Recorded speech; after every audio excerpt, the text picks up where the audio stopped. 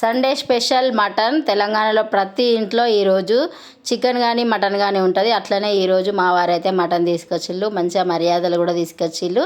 మర్యాదలు అంటే తెలుసు కదా, బలగన్ సినిమాలో మూలుగ బొక్క, మూలుగ బొక్కను చూడంగానే మర్యాద అయితే గుర్తుకొస్తుంది. అట్లనే మనం మంచిగా శుభ్రంగా కడుక్కొని ఉప్పు కారం వేసి ఒక ఉల్లిగడ్డ కూడా కట్ చేసి వేయాలి. ఇందులో ఓన్లీ అల్లం పేస్ట్ మాత్రమే వేసి తగినన్ని వాటర్ పోసి ఇప్పుడు 6-7 విజిల్స్ ఉడకబెట్టుకోవాలి. ఇట్లా ఉడకబెట్టుకోవడం వల్ల వండరాని వాళ్ళకు కూడా కర్రీ వండడానికి వస్తుంది. ఇట్లా కనుక మీరు వండుకొని ట్రై చేయండి, చాలా బాగుంటుంది. చూడండి మంచిగా ఉడికిపోయింది మటన్ అయితే.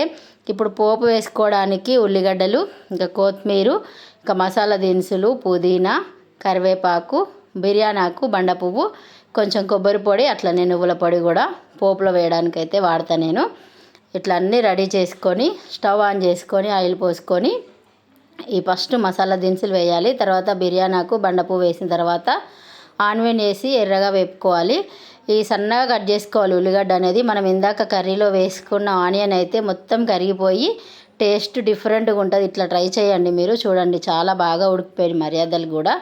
అట్లనే ఆనియన్ వేసిన తర్వాత కొత్తిమీర, పుదీనా, కరివేపాకు కూడా అన్నీ ఆయిల్లో వేసుకొని కలుపుకున్నట్టయితే ఆయిల్లో మంచిగా డీప్ ఫ్రై అయిపోతాయి. మనం తినడానికి ఈజీగా ఉంటుంది. తీసేయకుండా అట్లనే తింటాం అన్నట్టు. ఫ్లేవర్ కూడా చాలా బాగా వస్తుంది. ఇప్పుడు దీంట్లో మనం కొబ్బరి పొడి వేయాలి. ముందైతే మా చిన్నప్పటి రోజుల్లో అమ్మ కొబ్బరిని కాల్చి రుబ్బి వేసేది. ఇప్పుడు మనం పొడి డైరెక్ట్గా ఇట్లా ఆయిల్లో వేసి మాడిపోకుండా కలపాలి. మాడిపోతే మళ్ళీ టేస్ట్ చేంజ్ అవుతుంది. ఇప్పుడు అల్లం వెల్లుల్లి పేస్ట్ వేసి పసుపు వేసి కలపాలి. కలిపిన తర్వాత దీంట్లోనే నువ్వుల పొడి వేసి మంచిగా కలిపి ఇప్పుడు మనం ఉడకబెట్టుకున్న మటన్ దీంట్లో వేసి కలిపినట్టయితే ఒక 10 మినిట్స్ ఉడికిస్తే కర్రీ రెడీ అయిపోతుంది. ఇట్లా ట్రై చేయండి. చేసి మీకు ఎలా కుదిరిందో కామెంట్ చేయండి. 10 మినిట్స్ ఉడికించుకుంటే కర్రీ రెడీ అయిపోతుంది. చూడండి ఇప్పుడు ఎంత పలసగా ఉంది. తర్వాత మనం ఒక 10 నిమిషాల తర్వాత చూద్దాము.